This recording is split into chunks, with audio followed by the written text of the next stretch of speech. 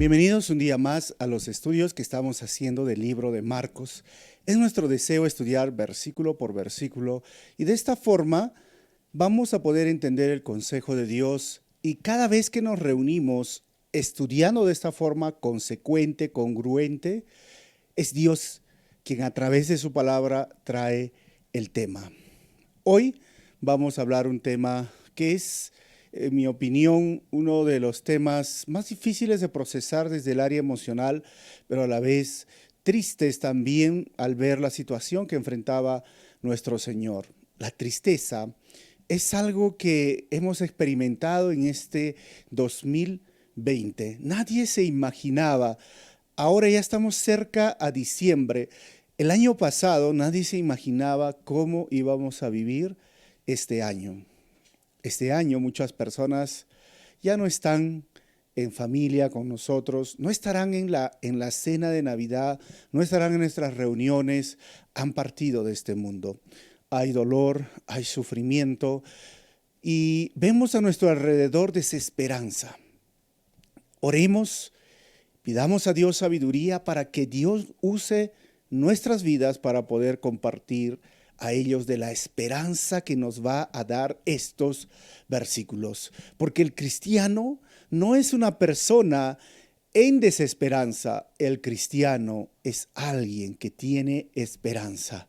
El mundo no sabe a dónde va, pero yo sí sé a dónde voy. Hoy vamos a ver cómo podemos llegar a ese lugar donde yo te digo que yo voy. Vamos a orar y continuamos. Señor, te agradezco por este tiempo tan especial, por tu palabra. Gracias, Señor, porque es por medio de ti, es a través de ti que podemos tener esta seguridad de nuestra salvación. No es por nuestros méritos, no es por lo que hagamos, es por lo que tú hiciste, es por lo que tú nos diste, nos regalaste. Señor, enséñanos a través de estos versículos y que nuestra confianza y fe sea fortalecida. Usa mi vida para compartir de tu palabra en esta hora. Pido esto en tu nombre, Jesús. Amén. Así que si tú has estado siguiendo estos estudios de Marcos, estamos en el capítulo 15. El tema de este párrafo va a ser Jesús rumbo a su muerte en la cruz.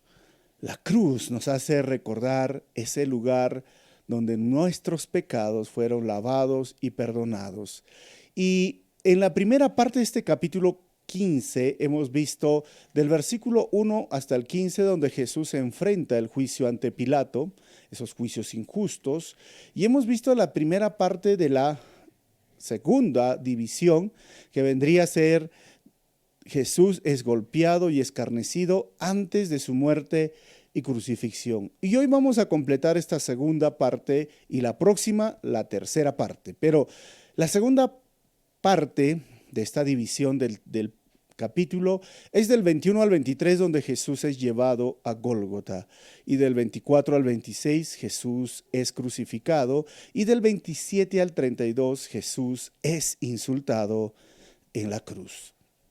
Ya en este momento Jesús ha sido torturado, ha sido humillado, ha sido maltratado de la forma más cruel, y no estamos hablando por los romanos, también que lo hicieron, sino que los líderes judíos, aquellos que deberían de proteger al inocente, aquellos que deberían mostrar con sus hechos lo que conocían o lo que enseñaban respecto a la ley, han roto la ley, han ido en contra de la ley y ahora vemos los resultados.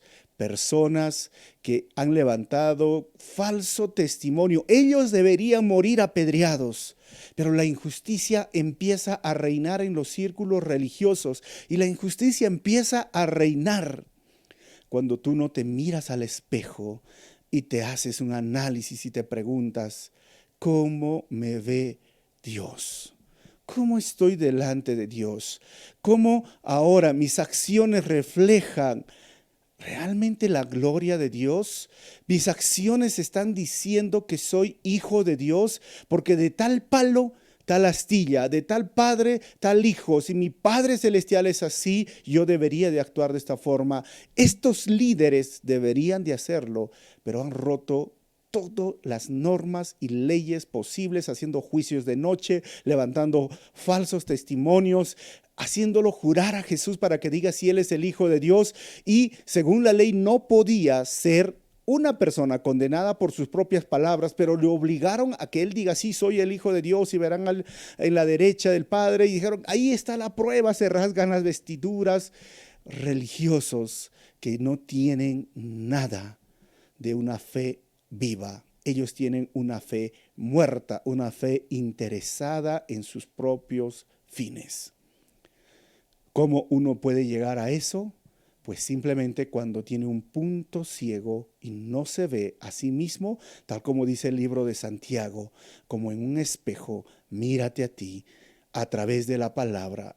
Mis palabras son las palabras del Señor.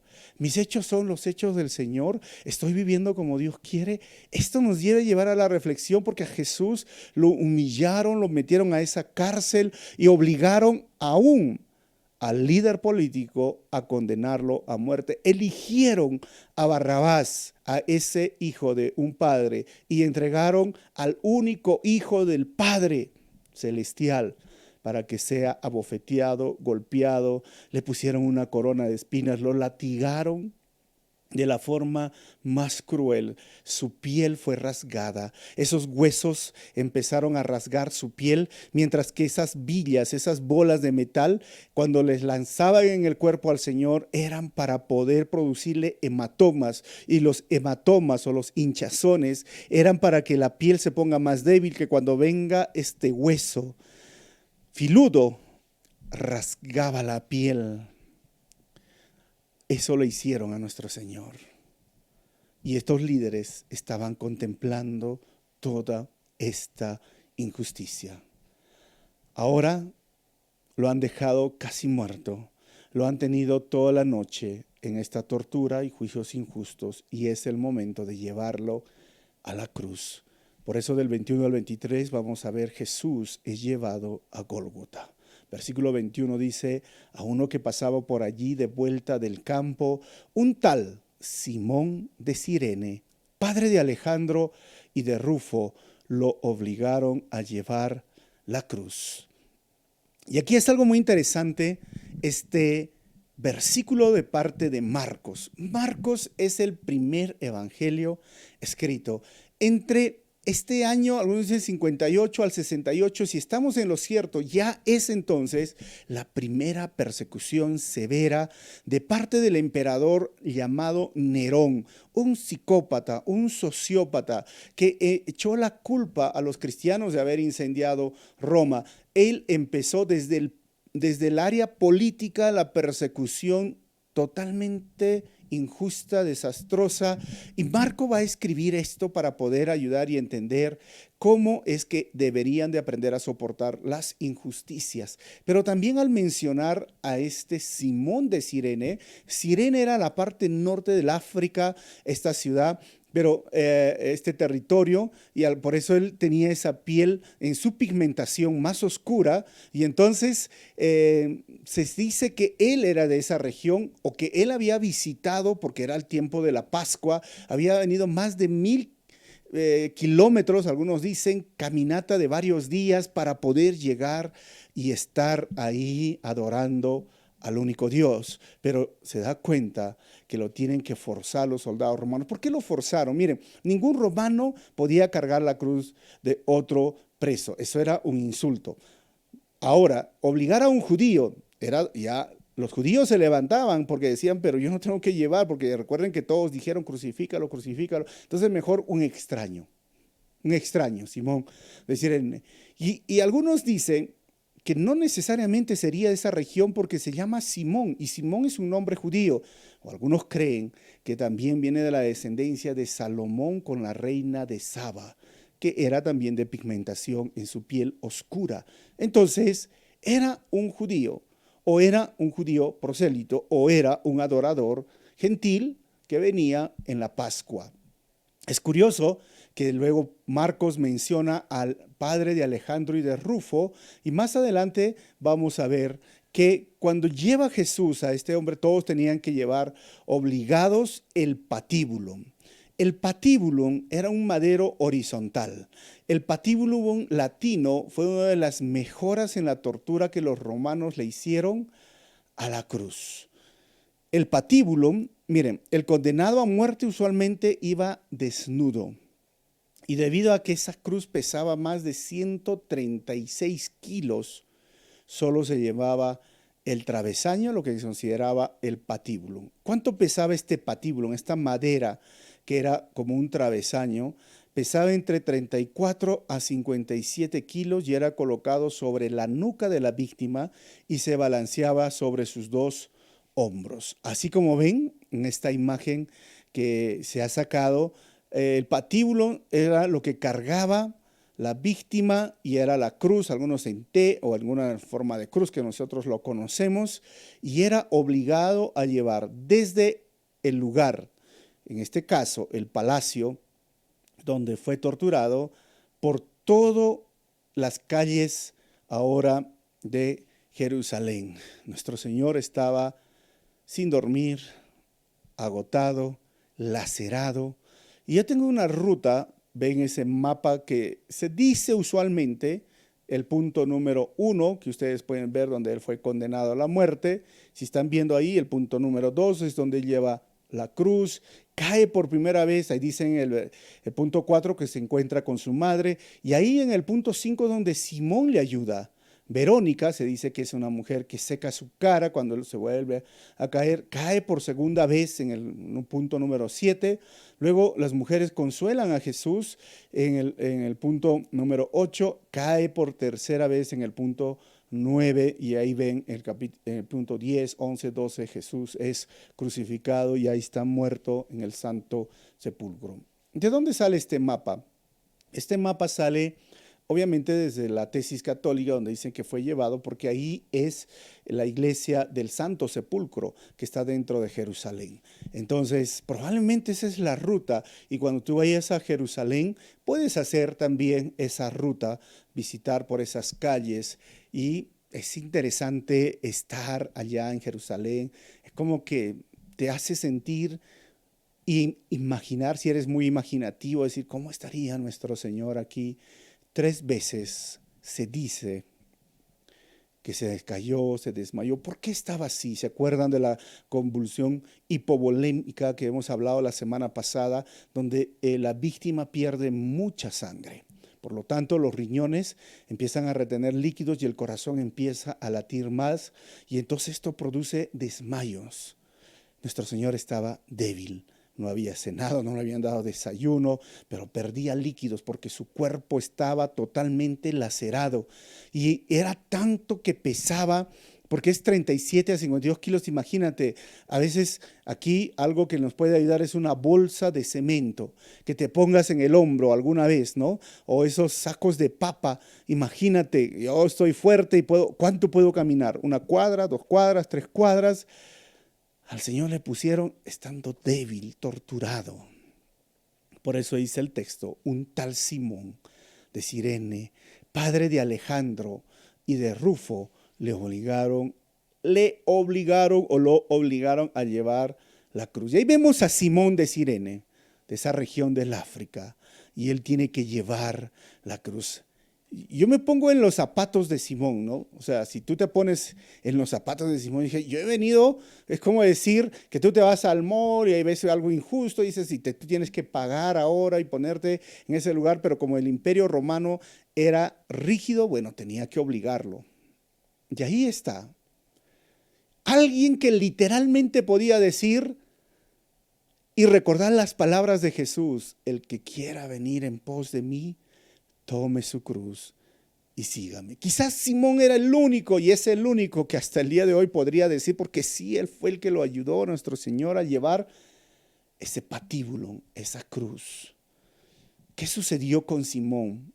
En Romanos capítulo 16, versículo 3 dice, saluden a Rufo, distinguido creyente, y a su madre que ha sido también como una madre para mí. ¿Y quién era esa madre de Rufo? Pues la esposa probablemente de este Simón. Probablemente, ¿no? Porque la gran mayoría dice, sí, es él. O sea, él llegó a conocer a su Salvador, llegó a conocer a Jesús, llegó a conocer al Mesías, porque él cargó el patíbulo, la cruz del Mesías.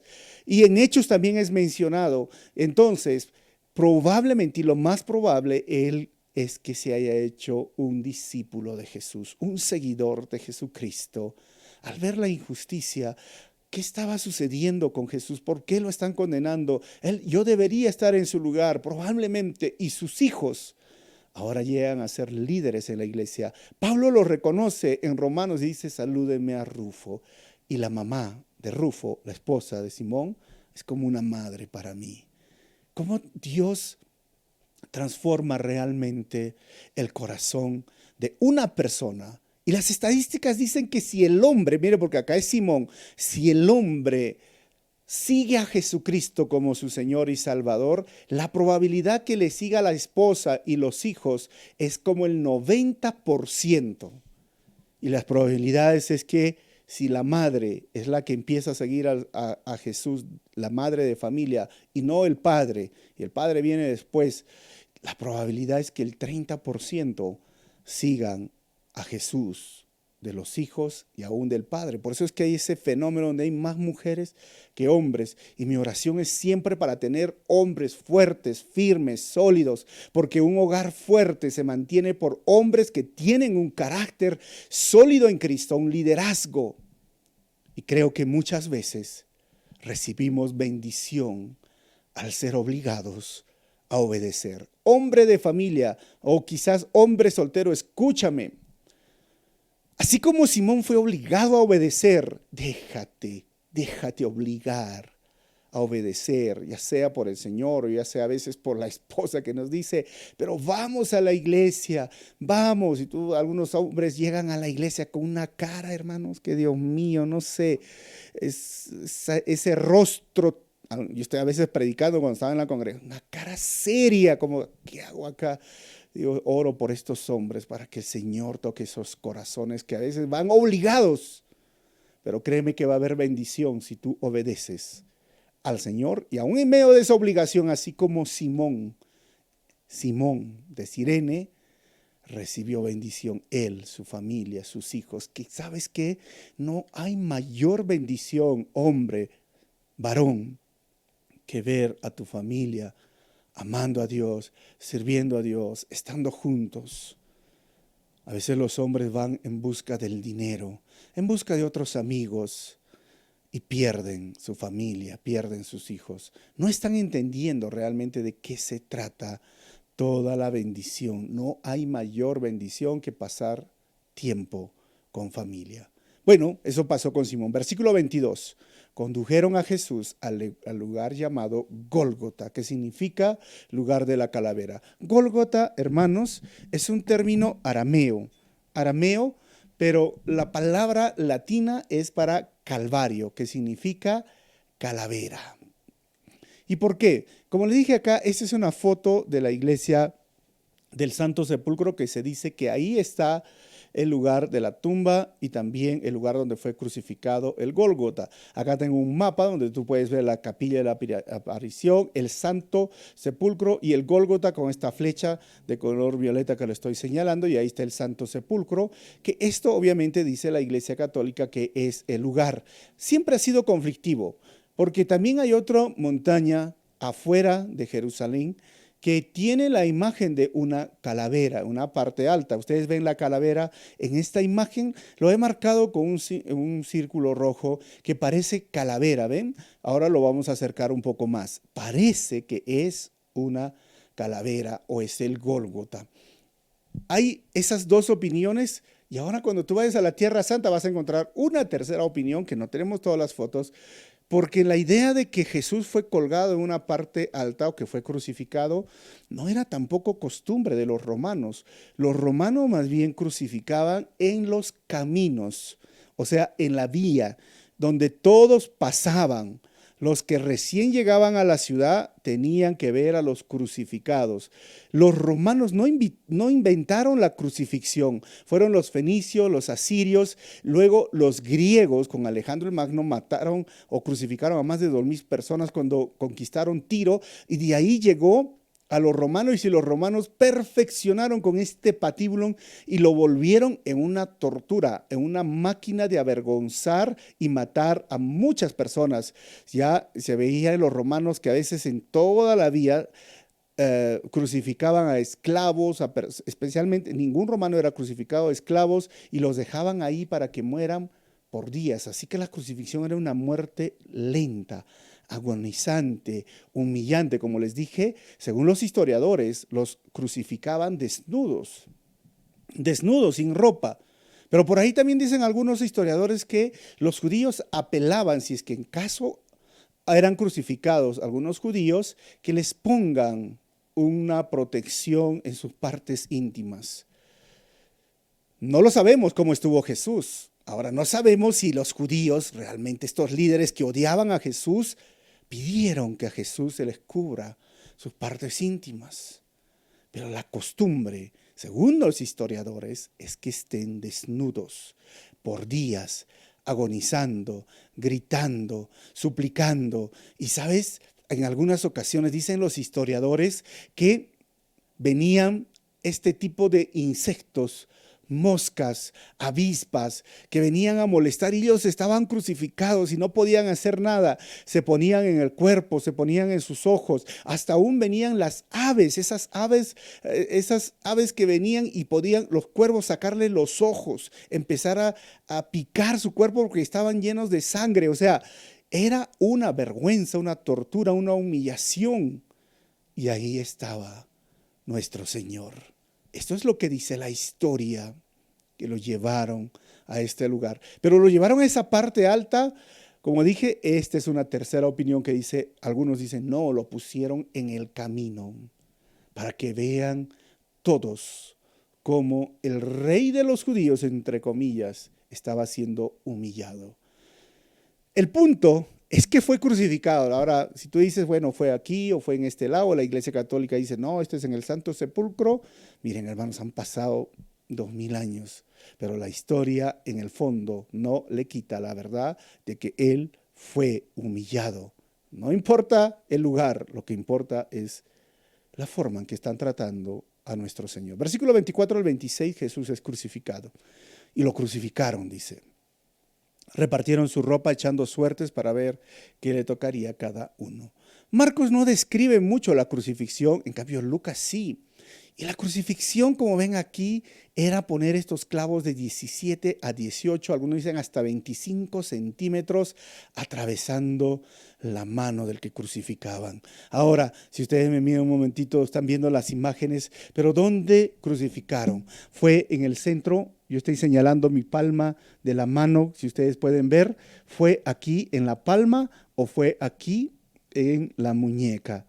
Algunos dicen, no, fue en la palma. Bueno, eso es lo clásico, nosotros miramos y creemos, y algunos dicen, no, fue aquí para que sostenga el peso del cuerpo de la víctima que era crucificada. Miren, algunos dicen, acá fue crucificado en el centro, pero también amarraban sus manos. La verdad es que o es otro punto de discutir y de llegar, pero sea donde sea, y si es aquí, el doctor Methrel, que habla en este libro, el caso de Cristo, era triturar estos nervios. ¿Alguna vez te has golpeado el codito y cómo duele? Esto era como agarrar con pinzas y empezar a jalar todo, porque por acá cruzan los nervios y está asociado al sistema nervioso que llega al cerebro y llega y causa un dolor inimaginable. Y ahí tenían que atravesar sus manos con esos clavos de 18 a 25 centímetros. Ahí era puesta la víctima. Miren, se atravesaron sus palmas y amarraron, no importa, igual llegaban a estos nervios y atravesaron sus pies, como ven aquí en esta imagen, con esos clavos enormes. O sea, la agonía de la cruz. Se inventó una palabra que se llama excruciante, que significaba de la cruz. Hermanos, esa palabra se tuvo que inventar para describir el inmenso dolor. No existía una palabra para describir. Cuando pusieron en el patíbulo, mírenme, hermanos, que estaban así, lo pusieron en ese ángulo recto, vertical, el peso del cuerpo cuando pusieron encima, lo próximo que logró es dislocar los huesos de nuestro Señor. Pero cuando lo pusieron ahí, los historiadores dicen que las heridas que normalmente estaban en el cuerpo, o si no había heridas, esa madera raspaba la espalda. Imaginémonos que nuestro Señor, por ejemplo, ya había un poquito secado sus heridas de todos los látigos, pero cuando lo pusieron en esa cruz, se le volvieron a abrir las heridas. La espalda le volvieron a lastimar. Los huesos fueron dislocados porque tenían que abrirlo, y el peso que caía lograron dislocar los hombros de nuestro Señor. Por eso el Salmos 22:16 dice: como perros de presa me han rodeado, me ha acercado una banda de malvados, me han traspasado las manos y los pies. Nuestro Señor estaba en la cruz y quedaba en esa posición que ustedes ven en la cruz, de inhalar y exhalar. Una vez que estaba ahí, para respirar o tomar aire o inhalar, ¿qué tenemos que hacer normalmente nosotros? Como impulsarnos, ¿no? En nuestros pies. A ver, si tratas de inhalar, el fragmento se hincha, se infla, y cuando exhalas, se recoge. Esto producía que esos clavos y esas manos dislocadas tenían que hacer fuerza. En algunas ocasiones les ponían una maderita en la parte de atrás como para descansar, pero también los clavos estaban atravesando los pies de nuestro Señor. Este momento, Marco no lo describe, pero Lucas lo va a describir: manos y pies. En el año de 1968 aparecieron los restos de una crucifixión en Givat HaMidbar. Miren estos huesos cómo quedaron con estos clavos pegados. Esa era la forma de crucificar, y ese es el talón de un pie, ves ese clavo enorme que ahí se quedó incrustado. Miren, estas son las fotos del museo, y donde uno se puede ver claramente cómo atravesaban los huesos. Nuestro Señor tuvo que pasar esto. Salmos 22:14 dice: como agua he sido derramado, dislocados están todos mis huesos, mi corazón se ha vuelto como cera y se derrite en mis entrañas. Excruciante, hermano, excruciante. Entiende este momento tan duro, difícil. A mí me impacta, hermanos, me impacta el sufrimiento y la tortura de la cruz. Pero lo más impactante, ¿sabes qué es? Es ver a quién estaba en la cruz. Era el Creador, era el único Hijo, era un inocente pagando tu pecado, pagando mi pecado y llevando tu culpa en su muerte, llevando mi culpa. Yo debería estar ahí. Tú deberías estar ahí, pero estando ahí ni siquiera hubiéramos pagado el precio, porque el precio del pecado es la muerte eterna, la condenación eterna en el lago de fuego por los siglos de los siglos. Y aún así estaríamos recién intentando pagar por mis pecados, y mis pecados son las ofensas que he hecho delante de Dios por romper los mandamientos de Dios en mi vida. Eso pecado es lo que llevó a Jesús a morir en la cruz. Por eso cuando hemos estudiado en el Getsemaní hace 2 semanas, ¿qué le decía el Señor? Padre, papito, si hay otra forma de que los hombres se salven, si hay otra forma, yo no quiero beber la copa de tu ira. Y el Padre le dijo: no hay otra forma. Y Jesús dijo: que no sea mi voluntad, sino tu voluntad. La obediencia no siempre parece el mejor camino para nuestra carne, pero créeme que sus frutos, créeme que la bendición va a llegar cuando tú te niegues a ti mismo, porque otra vez regresamos. Dios no va a pasar por alto una mentira, una borrachera, un sexo fuera del matrimonio, una hipocresía, un chisme. Eso no lo va a pasar por alto, porque eso es atentado contra la ley de Dios, y son esos pecados que los llevaron a Jesús a morir en tu lugar y en mi lugar. No lo pasa por alto, porque lo castiga el Padre en el cuerpo, en la vida de nuestro Señor Jesucristo. Por eso el escritor de Hebreos dice, si una persona peca y sigue pecando, es como pisotear la cruz de Cristo, es como pisotear la sangre de nuestro Señor. Ya no hay más remedio. ¿Qué podemos hacer si hay una persona que conoce la palabra de Dios, pero sigue en su terquedad de su corazón? Aquel que es terco, que sigue viviendo en su pecado, con justo derecho, diríamos, ¿no? O con la justicia, que se vaya al lago de fuego.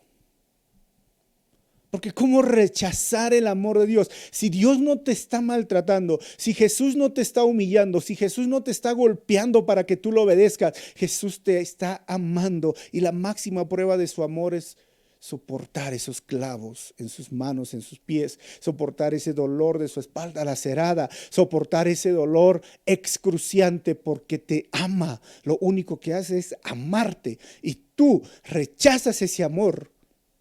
¿Qué mereces? ¿Qué mereces? Hermano, hermana, si estás luchando con una debilidad, déjalo, porque por esa debilidad, por ese pecado, Jesús fue a la cruz. Y el texto sigue diciendo, repartieron su ropa, echando suertes para ver qué le tocaría a cada uno. Miren, los soldados están ahí repartiendo. ¿Y por qué hicieron esto? Porque era el cumplimiento de la profecía, que repartirían sus vestidos echando suertes. En el Salmos 22, 7, 8 y Juan 19 nos detalla más que esto era para cumplirse. Estos soldados estaban ahí. Miren, Salmos 22, 18 dice, se reparten entre ellos mis vestidos, y sobre mi ropa echan suertes. Todo ya estaba profetizado. Versículo 23, le ofrecieron vino mezclado con mirra, pero él no lo tomó. Cuando iba una persona a la cruz, las mujeres trataban de llevar este vino, que era un calmante, según lo que decía Proverbios 31, 6, 7, ellos decían, dales licor a los que están por morir, y vino a los amargados, que beban y se olviden de su pobreza, que no vuelvan a acordarse de sus penas. En base a ese versículo, las mujeres preparaban ese brebaje con mirra, que era como un tipo de droga. Algunos decían que evitaba que siga sintiendo ese dolor, porque estaba yendo a su muerte. Pero ahí le ofrecieron también a él. Y mi pregunta es, ¿por qué rechazó la mirra, que era para calmar el dolor? Se las daban en este tipo de esponjas. Mira, yo pienso dos razones. Primero, porque este sufrimiento hasta lo máximo, excruciante, era necesario para completar la expiación, porque era el sacrificio. Y segundo, porque este sufrimiento hasta lo máximo era necesario para perfeccionar su carácter como un sumo sacerdote misericordioso, que tiene empatía con el peor dolor o sufrimiento en la vida. Salmo 69, 21 dice, en mi comida pusieron hiel, para calmar mi sed me dieron vinagre. Otra vez Jesús cumpliendo esta profecía. Versículo 25, eran las 9 de la mañana cuando lo crucificaron. Miren, es interesante Marcos. Y tengo acá un día normal de los judíos. Los judíos dividían el día y la noche, y al día tenían la primera hora, luego tenían la tercera hora de 9 a 12, y la sexta hora de 12 hasta las 3, y la novena hora de 3 a las 6. Y ahí llegaba la noche, la primera vigilia, la cuarta, la tercera. O sea, esto es algo interesante lo que menciona si tienes Reina Valera, pero a las 9 de la mañana, Marcos, y acá tengo un cuadro comparando los evangelios sinópticos, la crucifixión según Marcos sucedió de 9 a 12. Y cuando cae la oscuridad, todos los evangelios, si ustedes ven Mateo, Marcos, Lucas, dice en la parte que está de color violeta a su lado izquierdo, seguramente saldrá, cae la oscuridad de 12 a 3 de la tarde, 3 horas. Y Jesús clama a las 3 de la tarde, la novena hora. Clama y grita. Pero Juan, es curioso, porque si tú lees Juan dice que sucede esto entre las 6 y las 9 de la mañana. Algunos dicen, y ahí está la contradicción. No hay contradicción, porque los judíos, Mateo, Marcos, Lucas, están usando la hora judía, mientras que Juan está usando la hora romana, y no hay contradicción en esto. Así que Marcos, dice, eran las 9 de la mañana. Versículo 26, un letrero tenía escrito la causa de su condena: el rey de los judíos. Miren que pusieron este letrero encima. Algunos a veces a los crucificados los colgaban. El rey de los judíos, ahora con los evangelios sinépticos, en Mateo 27:37 dice, este es Jesús, el rey de los judíos. Marcos dice, el rey de los judíos. Lucas en el capítulo 23:28 dice, este es el rey de los judíos. Y Juan en el 19:19 dice, Jesús el Nazareno, rey de los judíos. Es interesante la perspectiva que tiene cada uno de los evangelios y nos muestra realmente qué está sucediendo y cómo ellos lo recuerdan, pero era evidente el rey de los judíos. Sin querer, hasta los judíos, los líderes se enojaron, ratifican que es el rey quien está siendo crucificado, el rey del universo. Qué irónico, ¿verdad? Que hasta el día de hoy, sin darse cuenta ellos, dieron una verdad. 27 al 32 y terminamos. Jesús insultado en la cruz. Versículo 27, con él crucificaron a dos bandidos, uno a su derecha y otro a su izquierda. Nosotros hacemos con la versión NBI y el 28 es un texto que ha sido añadido de forma posterior, pero si estás leyendo la Reina Valera y dice, y se cumplió la escritura que dice, y fue contado con los inicuos. Recuerden que nosotros tenemos estos textos hoy y en una Biblia de estudio lo puedes ver y estudiar y profundizar el tema, pero lo que estamos viendo aquí en esta imagen es que Jesús está crucificado. Uno ladrón a la derecha y el otro ladrón a la izquierda. Isaías 53:12 claramente nos van a mostrar esa profecía donde dice, y fue contado una vez más entre los inicuos o los bandidos. Y dice que había uno a la derecha y otro a la izquierda. Lucas nos narra un poco más de este evento y uno de los ladrones, estos bandidos, acepta y reconoce a Jesús como su Señor y Salvador. En Lucas 23:40 al 43 puedes revisar este evento, y el otro ladrón agarra y empieza a insultar a Jesús y le dice, si tú eres, ven, pues no sé, bájate. Y ahí eso se llama la segunda palabra en la cruz, que llama Lucas 23 versículo 43, y donde Jesús, cuando le dice, acuérdate de mí hoy, porque él cree que él es el Mesías, él es inocente, Jesús le dice, te aseguro que hoy estarás conmigo en el paraíso. Jesús lo mira y le dice, hoy.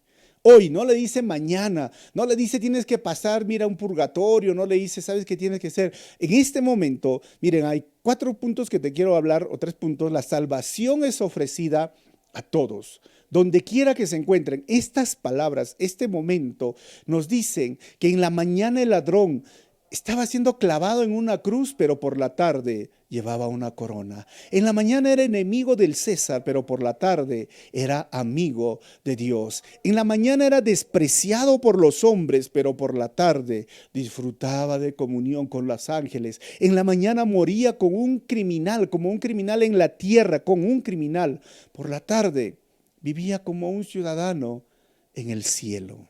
Solo eso.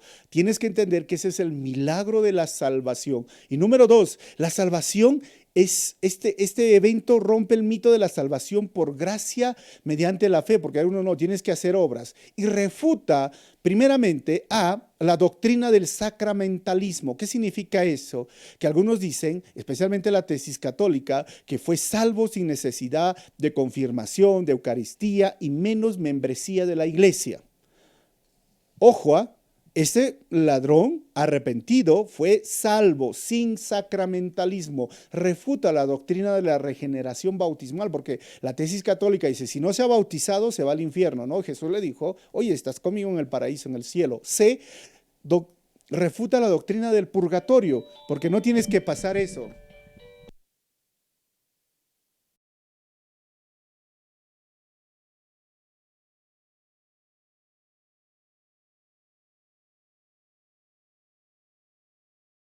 Entonces, refuta Como cuarto, la doctrina de la salvación universal. Solo un ladrón fue salvo. No es que todos van a ser salvos, ¿no? Ahora, número 3, la salvación en este momento será rechazada por algunos a pesar de todo lo que Dios haga. Ahí vemos que uno moría por el pecado, que era el Salvador, uno moría al pecado, que era el ladrón arrepentido, y otro moría en pecado, que era el ladrón sin arrepentimiento. O sea, hagas lo que hagas, muchas veces, sabes, hay personas que no obedecerán, que no creerán y van a morir en su pecado. Y hay personas que sí van a ser salvas, pero recordemos, este evento es tan interesante y relevante, a la vez importante para nosotros. Hermanos, solo el reconocer a Jesús como tu Salvador personal y pedir perdón por tus pecados, recuerda, es el único camino para estar en el paraíso con los ángeles y Dios. 29. Los que pasaban meneaban la cabeza y blasfemaban contra él. Tú que destruyes el templo y en 3 días lo destruyes, decían. Versículo 30, baja de la cruz y sálvate a ti mismo. Miren, ahí vemos las personas que estaban a su alrededor. Versículo 31, de la misma manera se burlaban de él los jefes de los sacerdotes, junto con los maestros de la ley. Salvó a otros, decían, pero no puede salvarse a sí mismo. Miren estos líderes religiosos escarneciendo, burlándose de nuestro Señor. Este es el cumplimiento de la profecía, que él estaría rodeado por sus enemigos y sería escarnecido por ellos. Salmos 22, 7 al 8 dice, ¿cuántos me ven? Se ríen de mí, lanzan insultos, meneando la cabeza. Este confía en el Señor, pues que el Señor lo ponga a salvo, ya que en él se deleita, que sea él que lo libre. Eran casi las mismas palabras que decía, escrito por quién, por el salmista. Estamos hablando más de 1000 años atrás, o 900 años atrás. Versículo 32, que baje ahora de la cruz ese Cristo, el Rey de Israel, para que veamos y creamos. También lo insultaban los que estaban crucificados con él. ¿Quién era? Uno de los ladrones lo insultaba. Ahora, cuando yo veo ahora, vemos 4 espectadores, ¿no? Esos o más, 5 espectadores ahí. Primero, yo me preguntaría, ¿qué espectador eres tú en esa cruz? Ahí estaban los indiferentes. ¿Quién era? El pueblo. Estaban los religiosos. ¿Quiénes eran? Los fariseos y los saduceos. ¿Quién más estaban? Los burlones, los gobernantes y religiosos. ¿Quién más estaban? Los materialistas. ¿Quiénes eran estos? Los soldados que sortearon su ropa. Y también estaban, diríamos, los arrepentidos, el que cogió aquello que no era suyo, el ladrón. Así que vemos 5 tipos de espectadores, indiferentes, religiosos, burlones, materialistas, arrepentidos. Y yo te pregunto a ti, ¿qué espectador eres tú? Tú puedes escuchar las historias de Jesús o escuchar los mensajes del Evangelio y tú dices, eres indiferente, a mí no me importa. O eres, yo primero dejo mi religión, yo tengo mi religión que me lo dejó mi mamá, mi abuelita. La religión no te salva. O te burlas. Dices, es que esos son cuentitos, eso de la Biblia, que Diosito. ¿Eres un burlón? ¿O eres un materialista que dice, bueno, yo sé que un día Jesús va a venir, pero mientras tanto necesito construir, hacer esto, hacer otro, conseguir carro, conseguir casas, que no está mal, pero si tú te enfocas en esto y te olvidas de tu Salvador, estás cometiendo un error. ¿O eres de esos arrepentidos que le dicen, Señor, ten misericordia de mí? Acuérdate de mí, Señor. Acuérdate de mí cuando estés ahora en tu reino. Ten misericordia de mí. ¿Qué tipo de espectador eres tú? Hermanos, la muerte por crucifixión podía ser de diferentes formas. Podía ser un shock hipovolémico, podía morir por asfixia, podía morir por deshidratación, podía morir por un ataque cardíaco o podía morir por ese síndrome del corazón roto. Y si la víctima no moría lo suficientemente rápido, sus piernas eran quebradas y muy pronto no podría respirar. ¿Cómo realmente murió nuestro Señor Jesucristo? No se pierdan la próxima semana a la misma hora. Vamos a ver los versículos desde una perspectiva científica, porque el doctor Methred en ese libro desarrolla científicamente cómo es que Jesús murió y de qué realmente murió. Hermanos, Esto es lo que la palabra del Señor nos trae hoy. Quiero terminar con 4 conclusiones. Primero, obedecer los mandamientos de Dios es amar a Dios. A veces somos obligados a obedecer, como hemos dicho, pero trae bendición. Pero hazlo por amor. Número 2, nuestros pecados llevaron a un inocente a la cruz. Número 3, arrepentimiento es cambiar tu manera de pensar sobre el pecado y cambiar tu conducta pecaminosa. Y número 4, Jesús murió para darte vida. Nunca lo olvides, Jesús murió para que tú vivas por toda la eternidad. No rechaces, ni menosprecies, ni desprecies la muerte de un inocente tan cruel, tan humillante, para que tú y yo hoy podamos disfrutar por su gracia la vida eterna. ¿Cómo no amar a mi Señor? Vamos a terminar con una oración de agradecimiento. Señor, ¿cómo no amarte al ser que lo dio todo por mí? Quizás mi padre no lo dio todo por mí. Quizás mi madre no lo dio todo por mí. Quizás mi pareja o mi esposa no lo dio todo por mí, ni mis hijos, ni mis hijas. Pero tú lo diste todo por mí. No hay ser en este universo que me ama más que tú. Y a pesar de mis errores, y a pesar de mis pecados, tú me amaste y me sigues amando. Y me dices también en tu palabra que estás preparándome una habitación, un lugar donde yo estaré contigo por toda la eternidad. Solo te pido, Señor, dame fuerzas, dame valentía para seguir este camino y que cuando parta, como decía Pablo, voy a estar contigo, quiero estar contigo, pero si me quieres tener todavía aquí en la tierra, que sea para darte la gloria y la honra, que sea para hacer obras que te puedan dar la gloria a ti, que sea para seguir cumpliendo tu misión, que sea para seguir, Señor, alabando y adorándote, que sea para seguir predicando tu palabra, para que sea seguir amando al prójimo. Seas tú usando mi vida como un instrumento en tus manos, Señor, hasta el día que tú me lleves. Gracias una vez más por tanto amor y tanta misericordia. En tu nombre, Jesús, oramos así. Amén. Dios te bendiga. Nos vemos la próxima semana.